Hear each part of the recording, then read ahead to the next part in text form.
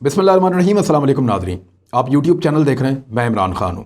PDM का जलसा हुआ बन्नू में और ये बड़ा इंपॉर्टेंट उनके लिए जलसा था क्योंकि फजलुर रहमान साहब यहाँ बन्नू में वो तगड़े हैं। वहाँ से इमरान खान साहब इलेक्शन जीते थे कौमी असम्बली के हल्का नंबर 1 से, और बाद में खान साहब ने वो सीट छोड़ी तो फिर अकरम दुरानी वहाँ से जीत। तो इसलिए फजलुर रहमान साहब इसको बड़ा अहम समझते हैं।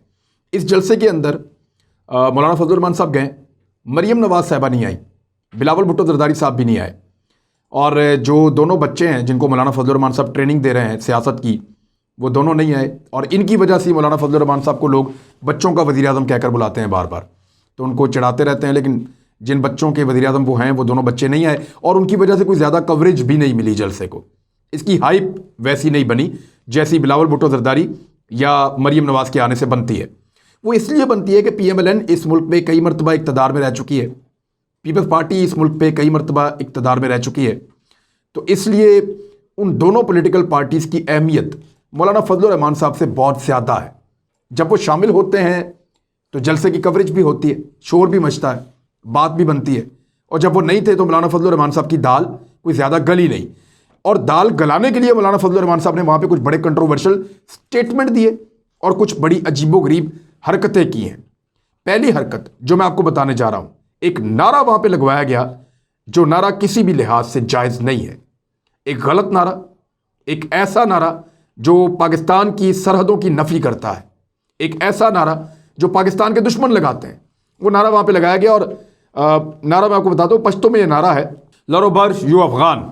ये पश्तो का लफ्ज़ है, और लरोबर कहते हैं जी के ऊपर और नीचे को, और यू अफ़गान कहते हैं कि हम अफ़गानी हैं, यानी ऊपर से नीचे तक, ऊपर के इलाकों से नीचे के इलाकों तक हम सारे अफ़गान हैं, हम सारे एक हैं, अफ़गान हैं। ये जो है इसका नारे का मतलब है। ये नारा बहुत पुराना है, इसकी तारीख पे अगर आप रिसर्च करें तो ये नारा पहली दफ़ा नहीं लगा, और इस नारे को बड़ा इस्तेमाल किया गया है पाकिस्तान के ख़िलाफ़, पाकिस्तान की सरहदों के ख़िलाफ़। और ANP की जब तकरीर चल रही थी तब ये नारा लगाया गया। जब होती साहब तकरीर कर रहे थे, अमीर हैदर होती, उस वक्त ये नारा जानबूझकर लगाया गया। और यहाँ पे एक स्ट्रेटजी के तहत, हिकमत अमली के तहत अफ़गान तालिबान के झंडे भी उठाए हुए थे।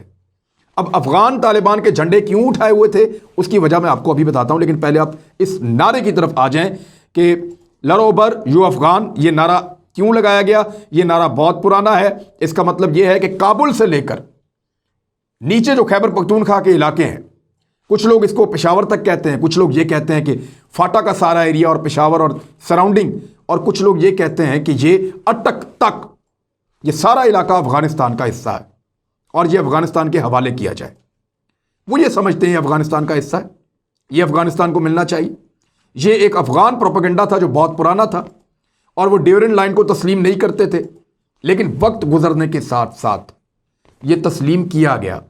पाकिस्तान ने अपने इलाकों को अफ़गानिस्तान के इलाकों से अलग किया और इन इलाकों के अंदर अपनी कानूनी अमलदारी साबित की, और फिर ये पाकिस्तान के खुद मुख्तार आज़ाद मुमलिकत का हिस्सा हैं।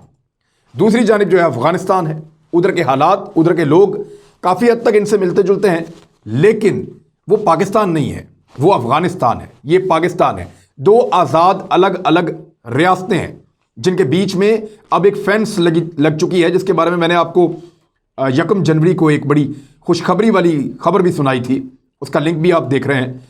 ये जो ड्यूरेंट लाइन हुआ करती थी एक दौर में, वहाँ पे कुछ 2600 किलोमीटर से लंबी एक फेंस पाकिस्तान ने अफ़गानिस्तान और पाकिस्तान के जो बॉर्डर है उसके ऊपर लगाई है। इस फेंस की बहुत सारे लोगों ने मुखालफत की। मैंने उस वीडियो में आपको सारा कुछ बताया कि कौन लोग हैं और क्यों मुखालफत करते हैं। अब यहाँ ये मुखालफत क्यों हो रही है, ये क्यों कहा जा रहा है। चंद ग्रुप्स ऐसे हैं जो ये कहते हैं कि ये अफ़गानिस्तान का हिस्सा है, इसको अफ़गानिस्तान का हिस्सा बनाया जाए। यानी PDM अजीबोगरीब हरकतें नहीं कर रही।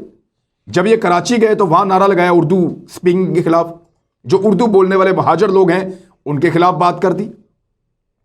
जब लाहौर में आए तो यहाँ पे पंजाबियों को गद्दार करार दे दिया, और जब कोयटा में गए तो वहाँ आज़ादी का नारा लगा दिया, कोयटा को आज़ाद कर दिया जाए।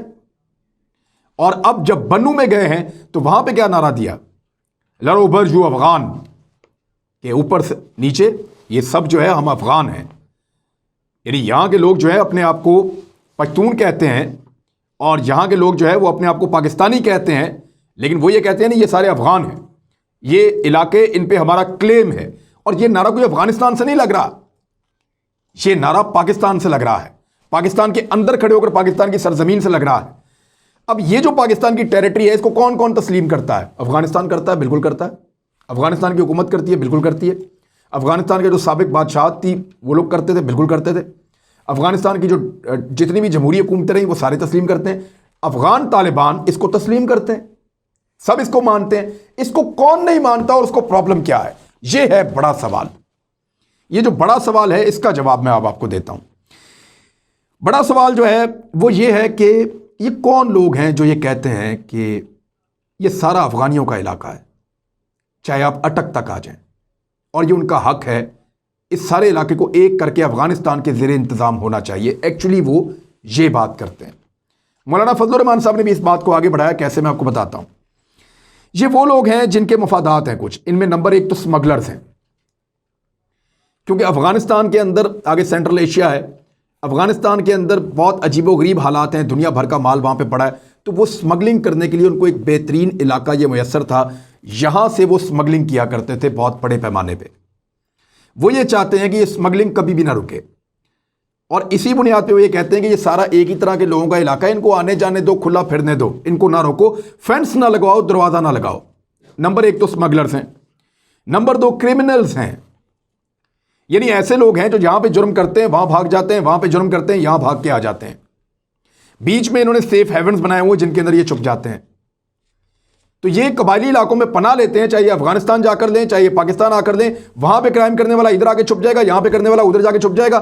تو یہ کرمنل مائنڈ سیٹ کے لوگ ہیں، مجرم اور جرائم پیشہ لوگ ہیں، یہ قاتل قسم کے لوگ ہیں جو چاہتے ہیں کہ یہ سرحد جو ہے وہ ہمیشہ ایک مبہم صورت میں رہے اور اس کے اوپر کوئی لا اینڈ آرڈر نہ ہو، نہ اس طرف نہ اس طرف۔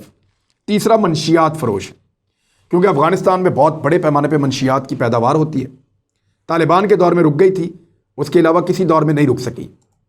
بہت بڑے پیمانے پہ منشیات کی کاروبار ہوتی ہے، بہت بڑے بڑے لوگ اس کے سٹیک ہولڈرز ہیں، ایون CIA وہاں سے منشیات کا کاروبار کرتی ہے۔ بہت سارے پاکستان کے اندر ایسے لوگ موجود ہیں جو منشیات کا کاروبار کرتے ہیں۔ اینٹی نارکوٹکس کے بارے میں نے آپ کو کہا تھا کہ وہ بھی کچھ حد تک ملوث ہیں۔ بہت سارے لوگ منشیات کے اس کاروبار سے منسلک ہیں جو افغانستان سے پاکستان میں آتی ہے اور پاکستان سے آگے دیگر ملکوں کے اندر یہاں سے بھی بھیجی جاتی ہے اور دیگر چینل سے بھی بھیجی جاتی ہے اور پاکستان کے اندر بھی بیچی جاتی ہے وہ منشیات۔ تو یہ منشیات فروش جو لوگ ہیں ان کو اس قسم کی باؤنڈریز نہیں چاہیے، ان کو سرحد نہیں چاہیے، ان کو ایک مبہم قسم کا بارڈر چاہیے، ایک ایسی لکیر چاہیے جس کے آر پار جب چاہیں وہ آئے جائیں۔ تو اس لیے وہ یہ نعرہ دیتے ہیں کہ یہ سارا افغانوں کا علاقہ ہے تو افغانوں کو ہی دے دیا جائے، تاکہ یہ جو فینس لگی ہے یہ اکھڑ جائے، یہ ختم ہو جائے۔ ان کو بہت بڑا معاشی نقصان ہو رہا ہے۔ چوتھے لوگ کون ہیں؟ چوتھے لوگ جو ہیں وہ بھارت کے اعلی کار یا ہمارے دشمنوں کے اعلی کار ہیں، CIA کے، بھارت کے، موساد کے، را کے۔ یہ وہ ایجنٹس ہیں جو یہ چاہتے ہیں کہ وہ جب چاہیں پاکستان میں جس جگہ چاہیں اٹیک کریں، حملہ کریں، جس کو مرضی چاہے بھیجیں، خود کش بمبار بھیجیں، ہتھیار بھیجیں، بم بارود بھیجیں، گرنیڈ بھیجیں، جو دل کرے وہ پاکستان کے اندر سمگل کریں اور پاکستان کے اندر دہشت گردی کو پھیلانے کے لیے ان کو مدد ملے اور ان کو آسانی رہے۔ دیکھیے ابھی بھی پاکستان میں دہشت گردی کے حملے ہو رہے ہیں، لیکن ذرا آپ تصور کیجئے کہ اگر یہ پاکستان اور پاکستان اور افغانستان کی سرحد کے اوپر یہ فینسنگ نہ ہوئی ہوتی تو پاکستان کی کیا حالت ہوتی۔ پاکستان میں ایک ہفتے میں 40 بم دھماکے بھی ہوئے ہیں۔ یہ وہ وقت تھا جب یہ باڑ نہیں لگی ہوئی تھی، جب یہ فینس موجود نہیں تھی، اور اب ہم نے کافی حد تک کنٹرول کیا ہے۔ اکا دکا واقعات ہوتے ہیں، اللہ نے چاہا تو ان کے اوپر بھی پاکستان قابو پا لے گا، لیکن یہ لوگ چاہتے ہیں کہ یہاں سے اس فینس کو ختم کیا جائے اور اس فرق کو ختم کیا جائے، اور اس کے لیے مولانا فضل الرحمان صاحب نے کچھ آواز اٹھائی ہے۔ افغان طالبان کے جھنڈے اس لیے لگائے گئے تاکہ ایسا محسوس ہو کہ ان کا بھی مطالبہ ہے۔ حالانکہ افغان طالبان پاکستان کو، پاکستان کی سالمیت کو، پاکستان کی خود مختاری کو اور پاکستان کی علیحدہ سرحدی حدود کو تسلیم کرتے ہیں، مانتے ہیں، باقاعدہ ویزا کے ساتھ پاکستان آتے ہیں، ارینجمنٹس کے ساتھ پاکستان آتے ہیں۔ اچھا اب آپ آ جائیں اس طرف کہ مولانا فضل الرحمان صاحب نے کیا کہا۔ اس کی سپورٹ میں. یہ ذرا سن لیں آپ. فضل الرحمان صاحب یہ کہہ رہے ہیں کہ بلوچستان اور قبائلی علاقوں میں جان بوجھ کر دہشت گردی ختم نہیں کی جا رہی تاکہ امن قائم نہ ہو. یہ وہ کہہ رہے ہیں فوج کی ایک سازش ہے، اور فوج سازش کے تحت جان بوجھ کر بلوچستان میں اور قبائلی علاقوں میں امن قائم نہیں کر رہی، اور وہ اس لیے نہیں کر رہی کہ وہ یہاں پہ اپنا قیام کر سکیں، فوج یہاں پہ تعینات رہ سکے اور یہاں کے وسائل پر قبضہ کر سکے. یہ ہے جی مولانا فضل الرحمان صاحب کا آج کا کہنے کا مطلب. انہوں نے فوج پہ ایلیگیشن لگایا کہ آپ یہاں امن و امان کے لیے نہیں آئے، آپ یہاں پہ قبضہ کرنے کے لیے آئے. آپ نے اس علاقے کے وسائل پہ قبضہ کر لیا ہے، آپ اپنی بیرکوں میں واپس چلے جائیں، قبائلی علاقوں کو ہم خود سنبھال لیں گے، قبائلی علاقوں اپنے علاقوں کی حفاظت خود کر لیں گے. یہ وہ مولانا فضل الرحمان صاحب کہہ رہے ہیں جب قبائلی علاقوں میں لڑائی ہو رہی تھی نا، یا جب قبائلی بے یار و مددگار پڑے تھے، جب قبائلی پاکستان کی فوج کو خطوط لکھ رہے تھے، جب قبائلی پاکستان کی فوج سے مطالبہ کر رہے تھے کہ خدا کے واسطے آئیں اور آ کے ہماری جان چھڑائیں اس دہشت گردی سے، تو اس وقت مولانا فضل الرحمان صاحب اپنے حجرے سے باہر نہیں نکلتے تھے. ان کے اوپر خود کش حملے ہوئے تھے. مولانا صاحب نے اپنے آپ کو بند کر کے رکھ لیا تھا اور اسلام آباد سے باہر جانا بھی بند کر دیا تھا ایک لمبے عرصے تک کے لیے. کوئی پبلک میٹنگ اور گیدرنگ نہیں کر رہے تھے. آج وہ بنو میں جلسہ کر رہے ہیں، جہاں دل کرتا ہے جاتے ہیں. کیوں؟ امن قائم ہوا ہے اور اس کے بینیفیشری آپ ہیں. اور جب یہ امن نہیں تھا یا بدامنی تھی تو آپ نکل کے باہر دکھائی نہیں دیتے تھے، کیونکہ آپ یہ سمجھتے تھے کہ آپ کے اوپر حملہ ہو جائے گا. تو آپ اس کا کیا جواب دیں گے؟ آپ تو ان سے نہیں لڑ سکتے جو دہشت گرد ہیں، وہ تو بہت طاقتور تھے.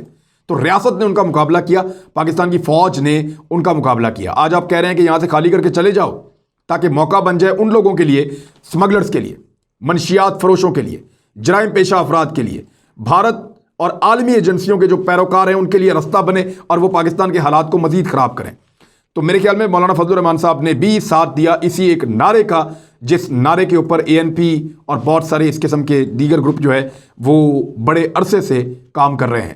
تو یہ جو اس وقت صورتحال ہے PDM کی، آپ کو اس میں فرسٹریشن بہت زیادہ نظر آ رہی ہے، غصہ بہت زیادہ نظر آ رہا ہے. مریم نواز صاحبہ اپنے آپ کو شامل نہیں کر سکیں بنو والے جلسے میں.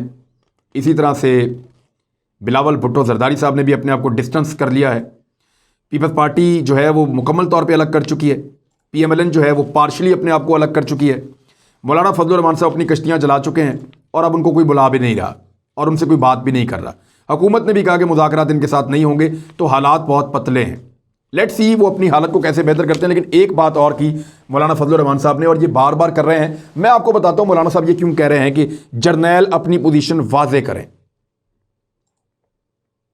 وہ اس معاملے میں اب فوج کو گھسیٹنا چاہتے ہیں. فوج کوئی جواب نہیں دے رہی، رسپونڈ نہیں کر رہی. فوج جواب نہیں دے رہی، اس لیے فوج متنازع ہونے سے بچ رہی ہے.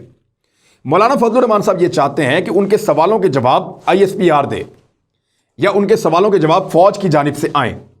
اگر فوج نے مولانا فضل الرحمان صاحب کو یا PDM کو اہمیت دی اور ان کو جواب دیے، تو ان کے سوالات جن کو کوئی نہیں سن رہا، ان کے وہ سوالات جن پہ کوئی کان نہیں دھر رہا، ان کے وہ سوالات جن کا اس وقت دنیا کو پتہ ہی نہیں ہے یہ کیا کہہ رہے ہیں، یہ سوالات ان کے جواب کے بعد پوری دنیا میں گونجنے شروع ہو جائیں گے.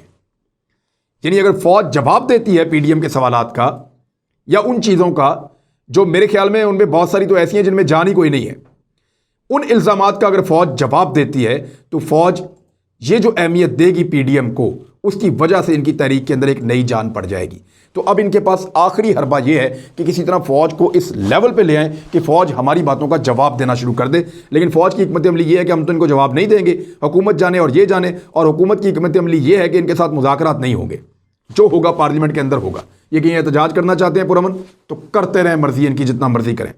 یہ تو ان کی حکمت عملی ہے. عمران خان صاحب کی حکمت عملی کے اوپر ایک ویڈیو میں بناؤں گا. اپنا خیال رکھیے گا، اپنے چینل کا. اللہ حافظ.